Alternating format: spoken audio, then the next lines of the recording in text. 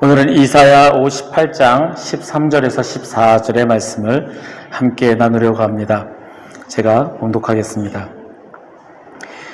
만일 안식일에 내 발을 금하여 내 성일에 오락을 행하지 아니하고 안식일을 일컬어 즐거운 날이라 여호와의 성일을 존귀한 날이라 하여 이를 존귀하게 여기고 내 길로 행하지 아니하며 내 오락을 구하지 아니하며 사사로운 말을 하지 아니하면 내가 여호와 안에서 즐거움을 얻을 것이라.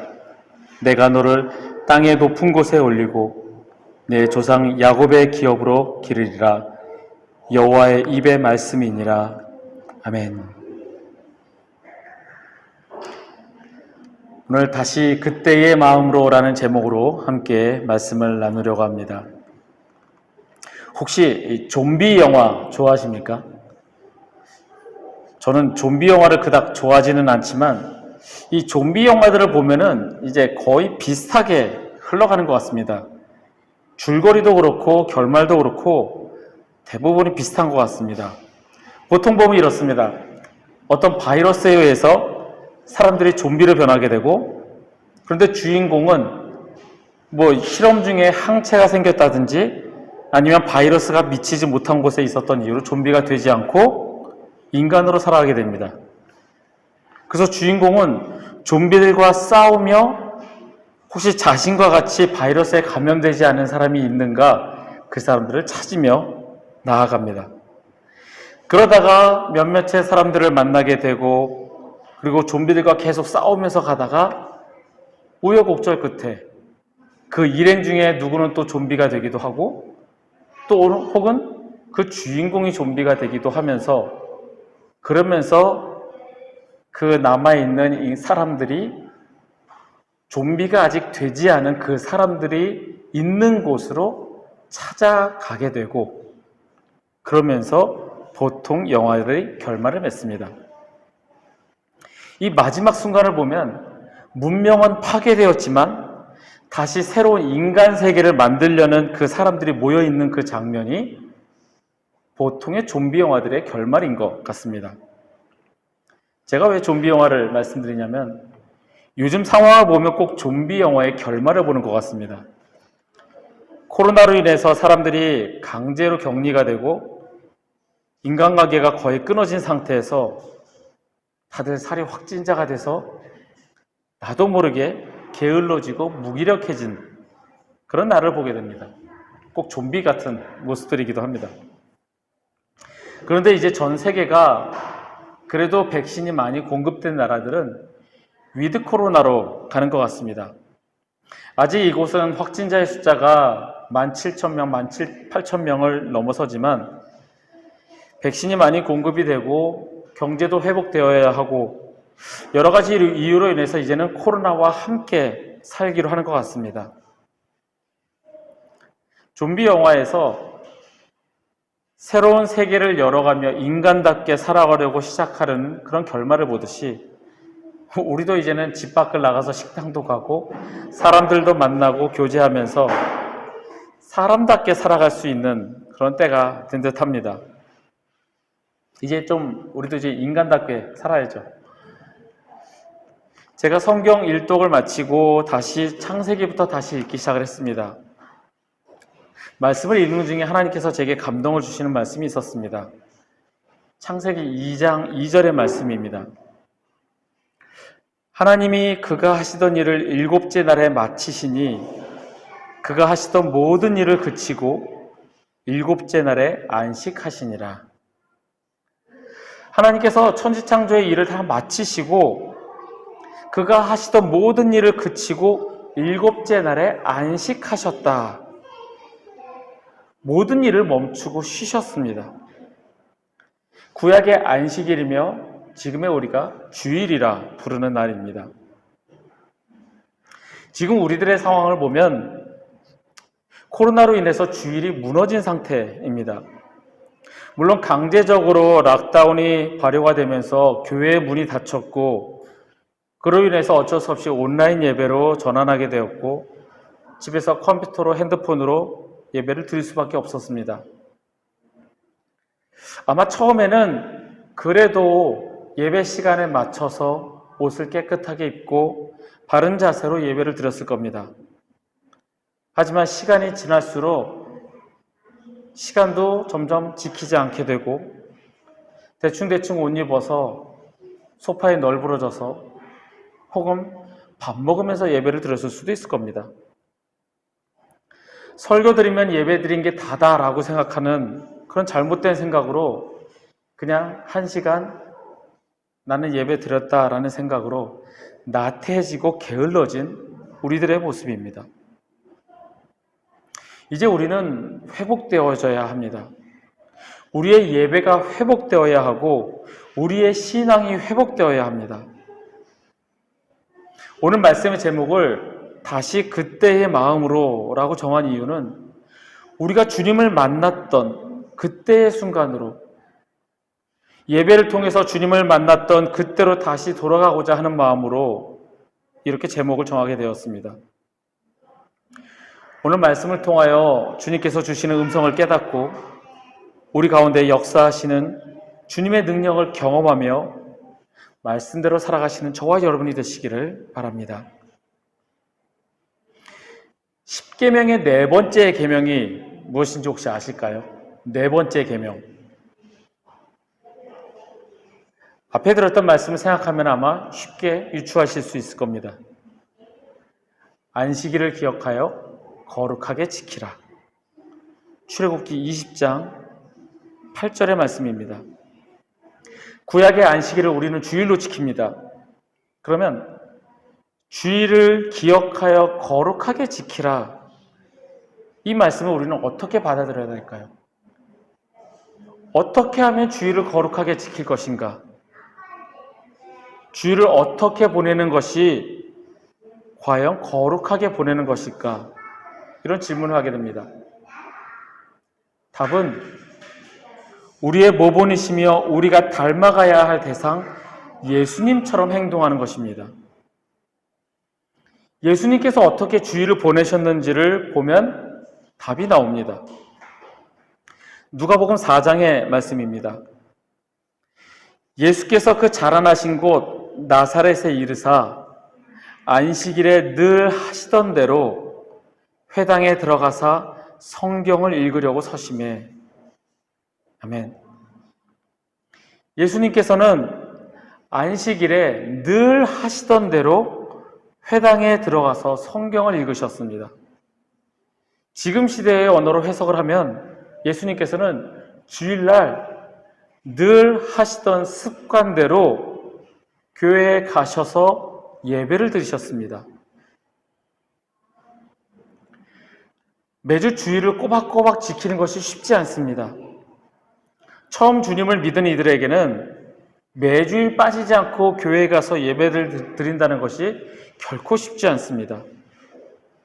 여러 일 때문에 아니면 오랜만에 만나야 되는 친구 때문에 정말 오랜만에 만나는 모임 때문에 주일 예배 한 번쯤 빠지면 안 되나? 이런 얘기를 아마 무수히 많이 들어보셨을 겁니다. 오랫동안 신앙생활을 하시던 분들께는 주일은 교회 가서 예배를 드리는 날이기 때문에 당연스레 여겨졌지만 지금처럼 코로나로 인해서 어쩔 수 없이 교회가 문을 닫고 이런 시간이 지속을 되다 보니 다시 교회로 가서 예배를 드린다는 것이 이제는 귀찮은 일이 되어졌습니다. 그냥 집에서 편하게 온라인으로 예배를 드리면 되지 굳이 교회까지 가야 될까? TV 한번 키면은 오히려 좋은 교회 목사님들, 대형교회 목사님 설교도가 많이 나오는데 굳이 내가 교회까지 가야 될까? 늘 하던 대로 습관처럼 주일을 지키는 것이 쉽지 않지만 우리 마음 가운데 주님을 사모하는 마음으로 예배당에 와서 예배 드려야 하는 것은 당연한 일입니다. 그런데 어쩔 때는 마음에 원하고 좋은 일임에도 매주 꾸준히 한다는 것이 쉽지가 않습니다. 제가 좋아하는 친구가 있습니다. 그 친구는 만나려면 그 친구가 일하는 곳으로 가야 됩니다. 워낙 바쁜 친구라서. 가서 그 친구와 같이 밥 먹고 얘기하고 그러면 기분 전환도 되고 참 즐거운 시간입니다. 그런데 몇 주간 그렇게 하다 보니 꼭 그날 가야 될 것 같은 마음이 드는 겁니다. 그런데 어쩔 때는 쉬고 싶은 마음이 듭니다. 분명 그 시간이 좋은 시간인데, 오늘은 좀 피곤한데 쉬면 안 될까? 그런 마음이 드는 게 인간입니다. 몸이 피곤하고 힘들다라고 생각이 드니까 오늘은 좀 쉴까 하는 생각이 드는 게 당연합니다. 예수님께서는 안식일에 늘 하시던 대로 회당으로 향하셨습니다. 그리고 그곳에서 하나님의 말씀 성경을 읽으셨습니다. 우리에게도 예수님과 같이 주의를 지키는 습관을 길러야 합니다. 예수님께서는 내가 너희와 함께 있으니 매일이 너희에겐 주일이니 안식일을 쉬어도 된다라고 말씀하지 않으셨습니다. 예수님께서도 매주 안식일 날 늘 하시던 대로 습관대로 교회로 향하셨습니다. 피곤하면 안 가는 것이 아니라 습관대로 교회를 향해 가는 마음이 우리에게 필요합니다. 다른 생각할 필요 없이 주일은 습관대로 주님 전에 나가서 예배 드리는 날, 이런 습관이 우리에게 있기를 바랍니다.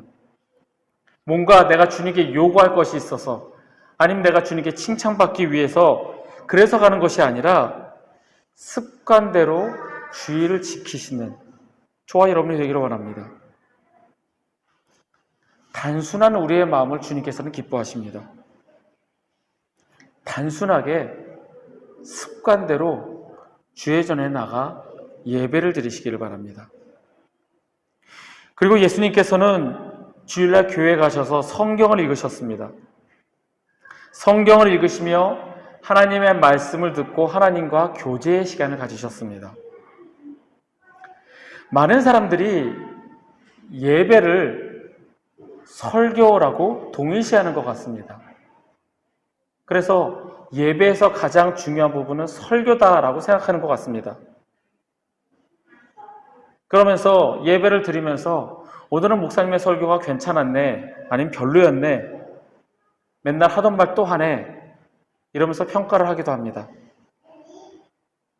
아마 그런 생각이 드신다면 경험이 있으신 분들일 겁니다. 하지만 예배는 설교가 다가 아니라 그 순서 모두가, 예배 전체가 중요합니다. 찬양과 기도, 말씀, 이 모든 순서가 다 중요합니다. 저는 말씀을 준비하면서 제가 은혜를 받습니다. 오해하지 마십시오. 제가 설교를 기가 막히게 훌륭하게 잘해서가 아니라 말씀을 준비하면서 하나님의 음성에 제가 은혜를 받습니다. 앞에서도 말씀드렸지만 하나님께서 하시던 일을 다 마치시고 안식일날 쉬셨다라는 그 단순한 그 문장 하나에서 우리는 많은 것을 깨우치게 됩니다. 말씀을 읽으면서, 그리고 말씀을 준비하면서 뭔가 새로운 말씀을 찾아내서 듣는 이로 하여금 그렇구나, 저 말씀에서 저런 게 나오네, 탄성이 나오게끔 뭔가 새로운 게 없을까 골몰하는 게 아니라, 내가 어떻게 하면 성도들을 깨우치게 할까, 가르치게 할까, 그렇게 하는 것이 아니라 단순하게 말씀을 읽으면서 제가 깨달은 것을 여러분과 저는 함께 나누기를 원합니다. 그리고 그 나누는 것보다 더 중요한 것은 그 말씀을 듣고 그 말씀대로 살아가는가입니다. 말씀 따로 삶 따로라면 그리스도인이라 할 수 없기 때문입니다. 그래서 저는 늘 말씀을 준비하면서 그 말씀이 나에게 해당이 되고 나의 부족함이 느껴지고, 그렇기 때문에 그 말씀을 전하며 그 말씀대로 살아가려고 발버둥을 치는 겁니다. 우리가 말씀을 듣고 그 말씀대로 살아가고자 하는 마음이 우리에게 있을 때 우리는 그리스도인의 삶을 살아갈 수가 있습니다. 그리고 찬양은 정말 중요합니다. 주님을 경배하며 주님께 드리는 찬양을 부를 때마다 주님의 사랑과 은혜가 느껴지고 감사만이 내 마음에 넘칩니다. 그리고 찬양을 하며 회개 기도를 하고 죄로 가득한 나임에도 나를 택하시고 부르신 그 하나님의 은혜와 사랑에 감사하며 눈물을 흘리기도 합니다. 제가 이런 이야기를 합니다. 찬양을 충분히 드리고 설교하는 것과 그냥 설교하는 것이 정말 다르다고요. 모든 것이 다릅니다. 제 마음도 다르고 모든 것, 이 안에 기운이라고 하면 좀 그럴까요? 영적인 기운, 모든 게 다릅니다.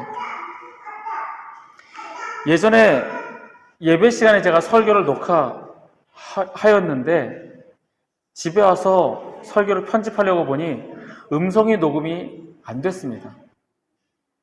음성이 녹음이 하나도 안 돼서 다시 설교를 녹화해야 했습니다.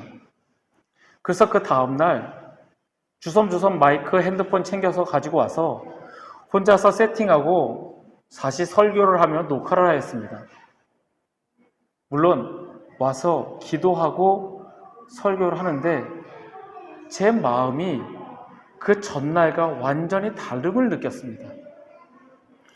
찬양으로 충분히 은혜 받고 찬양으로 하나님이 함께 하심을 믿고 그 마음으로 설교를 하는 것과 자리에 와서 간단하게 기도하고 설교하는 것이 전혀 다름을 느끼게 됩니다.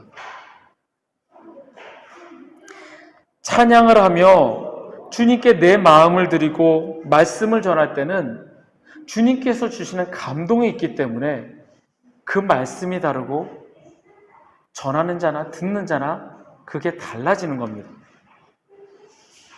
기도 마찬가지로 기도는 찬양과 같습니다. 찬양하며 주님의 그 은혜에 감사하며 기도할 때 우리는 나의 마음이 주님을 향하게 되고 주님께 기도하는 나를 보게 됩니다.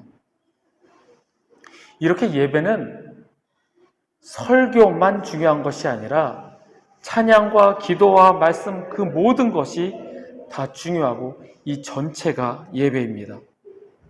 즉 예배는 일방적으로 앞에서 말씀을 전하는 자의 그 말 설교를 듣는 그런 자리가 아니라 예배는 하나님과 교제하는 시간입니다. 앞에서 말씀을 전하는 자를 통하여 하나님의 말씀을 듣고 주님을 찬양하며 주님을 경배하며 주님을 기도할 때 우리는 하나님과의 교제를 나눌 수가 있습니다. 단지 교회에 와서 헌금하고 1시간 잠깐 앉아있다 가는 것으로 주님 내 할 일 다 했어요 라고 여기는 것은 예배를 드린 것이 아니라는 겁니다. 이사야 선지자가 경고하였던 마당만 밟는 자입니다. 이사야서 1장 11절 12절 말씀입니다.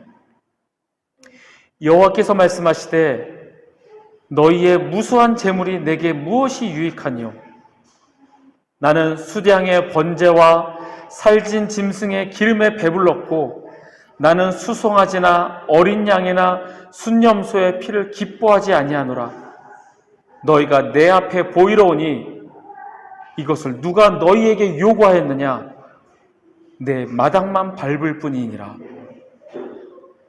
너희가 아무리 그 많은 재산, 재물, 모든 것을 가지고 이 자리에 왔다 하더라도 내가 그것을 너에게 요구하였느냐?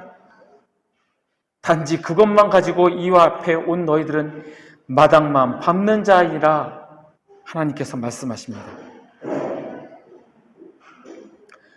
거룩한 주일, 이 예배 시간에 주님과의 교제 시간을 충분히 가지시기를 바랍니다. 주님을 찬양하며 주님을 경배하고 말씀을 통해 깨닫게 하심에 감사하고 그 말씀대로 살아가고자 다짐하며 이 세상 속으로 들어가는 저와 여러분이 되시기를 바랍니다. 말씀으로 무장되어 있지 않고 깨어 기도하지 않고 이 혼탁한 세상을 살아간다면 우리는 사단에게 질 수밖에 없습니다. 우리가 이 세상을 살아가며 이길 수 있는 이유는 주님과의 교제로 말미암은 주님이 주시는 능력 때문입니다.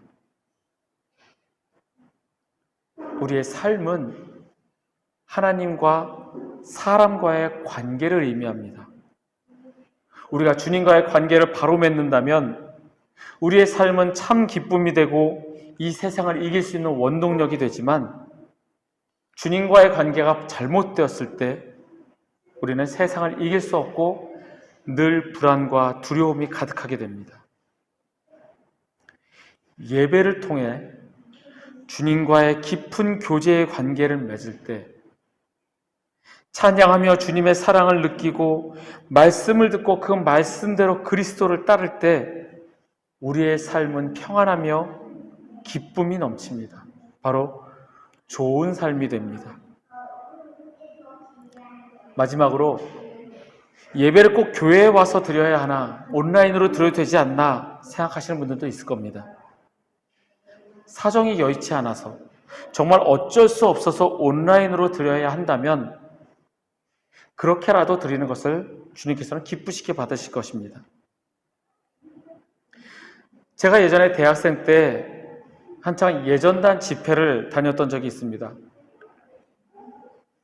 그 집회를 갈 때마다 왜 그렇게 눈물이 나고 은혜를 받는지, 시험을 앞두고 있어서 공부에 집중해야 하는 때인데 그래도 그 시간을 놓치고 싶지 않아서 몇 시간을 걸려서 그 시간을 통하여 주님을 찬양하며 주님을 예배했던 기억이 있습니다.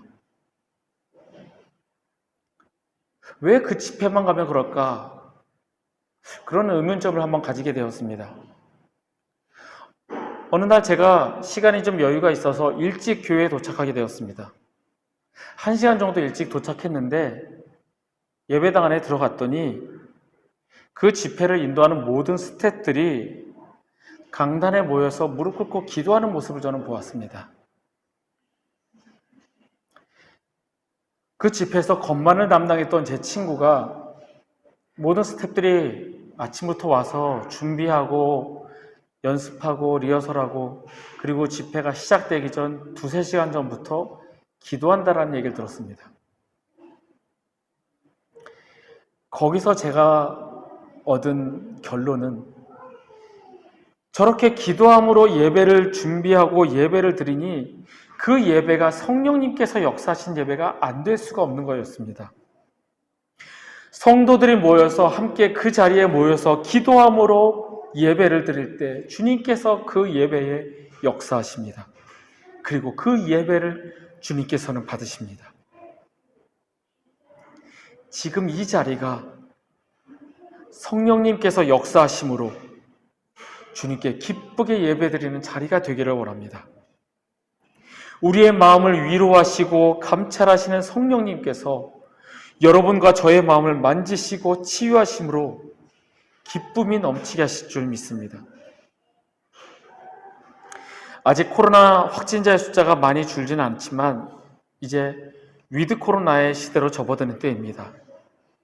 다시 시작하는 마음으로 주님을 예배하며 주님을 만났던 그때의 마음으로 돌아가시는 저와 여러분이 되기를 원합니다. 바로 예배를 통해서 가능합니다.